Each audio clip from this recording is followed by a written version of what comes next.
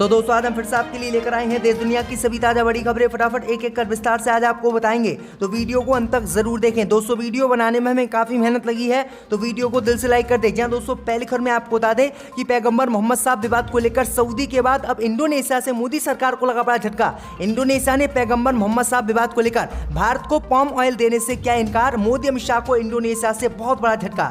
वहीं आपको बताएंगे दोस्तों की पैगंबर मोहम्मद साहब के समर्थन में उतरी पश्चिम बंगाल की मुख्यमंत्री ममता बनर्जी। निपुण शर्मा की गिरफ्तारी की ममता ने की है मांग।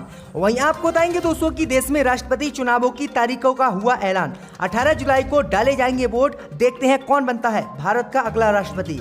वहीं आपको बताएंगे दोस्तों कि ईरान से मोदी सरकार ने किया वादा, पैगंबर मोहम्मद के खिलाफ टिप्पणी करने वालों को सिखाएंगे सबक। वहीं आपको बताएंगे दोस्तों कि जुमे की नमाज के बाद सीधे घर जाए मुसलमान। कानपुर हिंसा के बाद मुस्लिम मौलानाओं ने मुसलमानों से की है अपील। वहीं आपको बताएंगे दोस्तों कि महंगाई को लेकर राहुल गांधी ने केंद्र की मोदी सरकार पर बोला हमला। कहा मोदी ने ना तो देश से वफादारी निभाई और ना ही जनता से।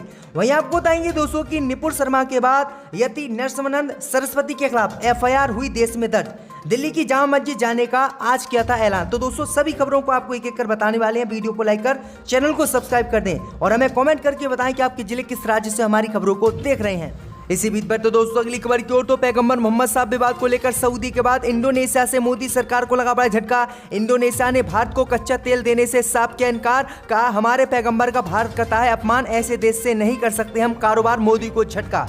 दोस्तों आपको बता दें कि निपुण शर्मा द्वारा पैगंबर मोहम्मद साहब पर विवादित टिप्पणी को लेकर सऊदी के बाद अब इंडोनेशिया से मोदी सरकार को बड़ा झटका लगा है। और पैगंबर मोहम्मद साहब पर बीजेपी नेता निपुण शर्मा द्वारा की गई टिप्पणी से भारत से इंडोनेशिया नाराज हो गया और इस नाराजगी का खामियाजा मोदी सरकार को अब उठाना पड़ा है। दरअसल आपको बता दें कि इंडोनेशिया ने नाराज होकर मोदी सरकार को पाम ऑयल देने से साफ इनकार कर दिया है। यानी आपको बता दें कि भारत लगातार इंडोनेशिया से पाम ऑयल खरीदता था, लेकिन आपको बता दें कि जैसे ही पैगंबर मोहम्मद साहब पर विवादित बयान बीजेपी नेता निपुण शर्मा ने दिया, तो मुस्लिम देश इंडोनेशिया ने बड़ा फैसला लेते हुए मोदी सरकार को पाम ऑयल देने से साफ इनकार कर दिया और पाम ऑयल निर्यात पर बैन लगा दिया, जिसके बाद मोदी की मुश्किलें बढ़ गई थी। बड़ी अपडेट आई दोस्तों कि मोदी सरकार सबसे ज्यादा पाम ऑयल इंडोनेशिया से ही खरीदता था, लेकिन अब इंडोनेशिया ने तेल देने से साफ इनकार कर दिया, जिसके बाद भाजपा की मुश्किलें बढ़ गई।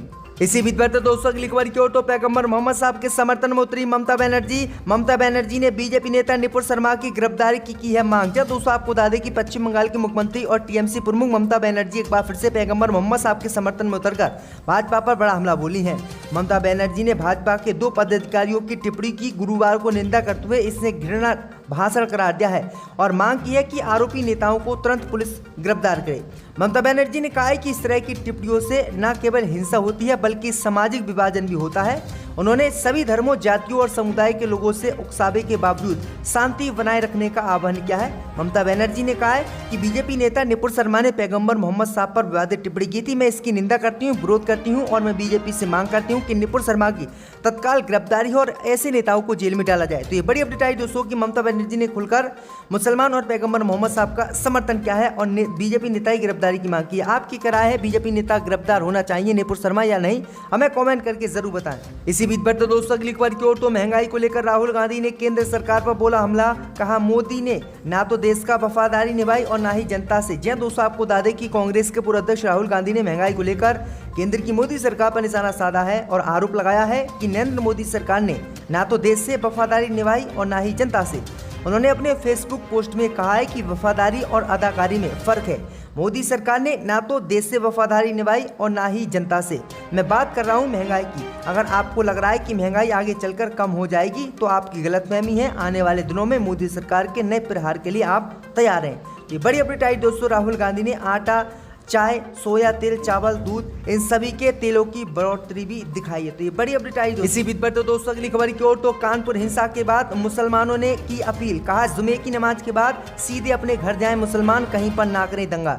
दोस्तों आपको बता दें कि 3 जून को कानपुर में भड़की हिंसा के बाद जुमे से पहले मुस्लिम संगठनों ने मुस्लिम समुदाय को बड़ी सलाह आज दी है। 10 जून यानी आज होने वाली जुमे की नमाज से पहले ही मुस्लिम संगठनों ने मुस्लिम समुदाय के लोगों से नमाज के बाद सीधे घर जाने की हिदायत दी है। मुस्लिम निकाय समुदाय ने लोगों से अपील करते हुए कहा है कि आज जुमे की नमाज के बाद मुसलमान सीधे अपने घर जाएं। वहीं दूसरी तरफ भाजपा की युवा शाखा के महासचिव पवन गुप्ता ने शेर काजी के खिलाफ उनके बयान के लिए एफआईआर दर्ज करने की मांग की है। तो बड़ी अपडेट आ रही दोस्तों कि मुसलमान भी बहुत समझदार है, उन्होंने जो है हिंसा ना फैले, दंगा ना फैले, इसलिए जुमे की नमाज पढ़ने के बाद तुरंत अपने घर जाने की मौलानाओं ने अपील की है। तो ये बड़ी अपडेट आ रही है, इस बात की मैं भी सराहना करता हूं और सरकार को भी इस बात की सराहना मौलाना के बयानों की करनी चाहिए। इसी बीच पर तो दोस्तों अगली खबर की ओर, तो पैगंबर मोहम्मद साहब पर विवादित बयान को लेकर मोदी सरकार ने ईरान से किया दावा, कहा जिनने भी पैगंबर मोहम्मद साहब के खिलाफ टिप्पणी की है उनको सिखाएंगे सबक। यह दोस्तों आपको बता दें कि बीजेपी से निलंबित नेता निपुण शर्मा और नवीन कुमार जिंदल के द्वारा पैगंबर मोहम्मद के खिलाफ की गई कथित टिप्पणी को लेकर भारत की अंतर्राष्ट्रीय स्तर पर आलोचना हो रही है। इस बीच ईरानी विदेश मंत्री की ओर से बयान आया कि भारत के राष्ट्रीय सुरक्षा सलाहकार अजीत डोभाल ने वादा किया है कि पैगंबर मोहम्मद के खिलाफ टिप्पणी करने वालों को ऐसा सबक सिखाया जाएगा ताकि भविष्य में दोबारा कोई ऐसी गुस्ताखी ना कर सके।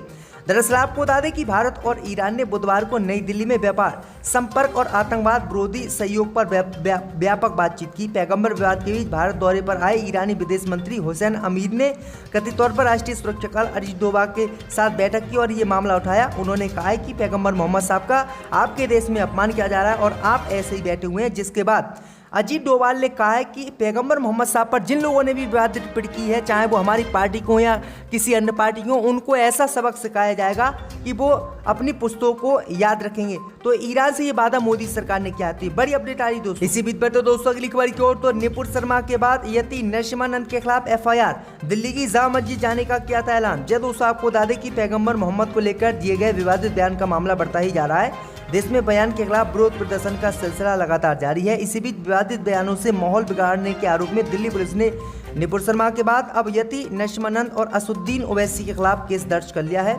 दरअसल आपको बता दें कि श्री पंच दस नाम जूना अखाड़े के महामंडलेश्वर यति नरसिम्हानंद सरस्वती ने 17 जून को एक धर्म विशेष की धार्मिक पुस्तक लेकर दिल्ली की जामा मस्जिद जाने की बात की थी। ऐसे में अब दिल्ली पुलिस ने कथित तौर पर नफरत भरे संदेश फैलाने के आरोप में गाजियाबाद के डासन देवी मंदिर के महंत यति नरसिम्हानंद सरस्वती के खिलाफ केस दर्ज कर लिया है। वहीं आपको बता दें कि असुद्दीन ओवैसी के खिलाफ भी केस दर्ज किया गया है। तो बड़ी अपडेट आ रही, जबकि असुद्दीन ओवैसी ने ऐसा कोई बयान भी नहीं दिया, लेकिन बेफजूल में उनके ऊपर भी केस दर्ज किया गया है। इसी बीच पर तो दोस्तों अगली खबर की ओर, तो देश में राष्ट्रपति चुनावों की तारीखों का हुआ ऐलान, 18 जुलाई को होगा मतदान। जब दोस्तों आपको बता दें कि देश में चुनाव आयोग ने देश में 16वें राष्ट्रपति के चुनाव का ऐलान कर दिया है। मुख्य चुनाव आयुक्त राजीव कुमार के मुताबिक 18 जुलाई को राष्ट्रपति चुनाव के लिए मतदान भारत में होगा। वहीं इसके लिए 15 जून को अधिसूचना जारी होगी। 29 जून को नॉमिनेशन की आखिरी तारीख है। मतदान 18 जुलाई को होगा और मतगणना 21 जुलाई को होगी। राष्ट्रपति रामनाथ कोविंद का कार्यकाल 24 जुलाई को समाप्त हो रहा है और अगले राष्ट्रपति के चुनाव का ऐलान इसी को ध्यान में रखते हुए किया गया है। राष्ट्रपति चुनाव के लिए नामांकन दिल्ली में ही हो पाएगा। दिल्ली के अलावा कहीं और जगह नॉमिनेशन नहीं होगा। चुनाव आयोग के मुताबिक 16वें राष्ट्रपति के लिए चुनाव की प्रक्रिया 24 जुलाई तक पूरी कर ली जाएगी। तो ये बड़ी अपडेट आई दोस्तों कि देश के 16वें जो राष्ट्रपति है उनका चुनाव होने जा रहा है। इसी बीच पर तो दोस्तों अगली खबर की ओर, तो नवनीत राणा ने उद्धव ठाकरे को दी चुनौती, बोली मैं कश्मीर जाकर पढ़ूंगी हनुमान चालीसा, रोक सके तो रोक ले उद्धव ठाकरे। ये दोस्तों आपको बता दें कि हनुमान चालीसा विवाद मामले में महाराष्ट्र के सीएम उद्धव ठाकरे की कश्मीर जाकर हनुमान चालीसा पढ़ने की चुनौती को अमरावती से निर्दलीय सांसद नवनीत राणा ने कबूल किया है। नवनीत राणा ने चुनौती को कबूल करते हुए कहा है कि कश्मीर भारत का अंग है तथा यदि मुख्यमंत्री उद्धव ये समझते हैं कि वह हनुमान चालीसा का पाठ करना कठिन है तो मैं अवश्य जाऊंगी और पाठ करूंगी। वहीं अपने एक इंटरव्यू में नवनीत राणा ने मुख्यमंत्री उद्धव ठाकरे पर खूब हमला बोला। उन्होंने कहा कि मुख्यमंत्री ने कल औरंगाबाद में सभा को संबोधित किया। इस संबोधन में जहां मुख्यमंत्री ने औरंगाबाद की जनता की समस्या पर बात करनी थी तो उन्होंने वहां की बात ना करते हुए कश्मीर का मुद्दा उठाया।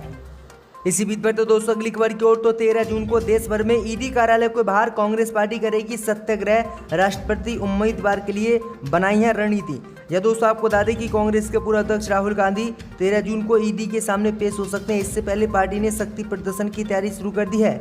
इसके मद्देनजर वीडियो कॉन्फ्रेंसिंग के जरिए AICC महासचिव प्रभारी और PCC प्रमुखों की बैठक चल रही है। बताया जा रहा है कि कांग्रेस 13 जून को ताकत दिखाने की तैयारी देश में कर रही है, जिस दिन ईडी ने राहुल गांधी को पूछताछ के लिए बुलाया है। सूत्रों के मुताबिक 13 जून को कांग्रेस पूरे भारत के सभी राज्यों में ईडी कार्यालयों के सामने सत्याग्रह करेगी। दिल्ली में ईडी के दुरुपयोग का आरोप लगाते हुए सभी सांसद और CWC सदस्य ईडी कार्यालय तक मार्च करेंगे। तो ये बड़ी अपडेट आ रही दोस्तों।